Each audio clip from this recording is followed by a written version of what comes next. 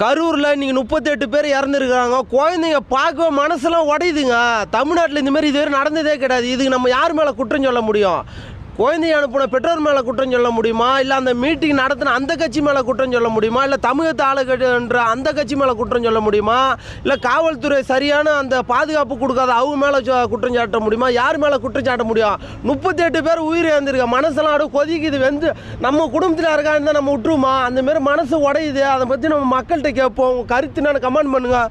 கருத்து சொல்லணும் மக்களுக்கு. என்னத்த கருத்து சொல்கிறேங்க? நடந்து முடிஞ்சது இந்த சோகத்துக்கு நான் என்ன கருத்து சொல்கிறது? இதுக்கு முழுக்க அரசாங்கம் தாங்க பொறுப்பு.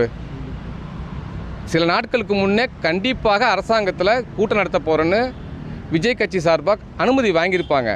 அனுமதி வாங்கின பிறகு உளவுத்துறை தாங்க இதுக்கு செயல்பட்டு எவ்வளோ பேர் வருவாங்க, எப்படி பாதுகாப்பு கொடுக்கணும், என்ன மாதிரி அமைப்பாக கொடுத்தா நமக்கு பிரச்சனை இல்லாமல் இருக்குன்னு அவங்க தான் இதை கரெக்டாக கட்டமைச்சு மக்களுக்கு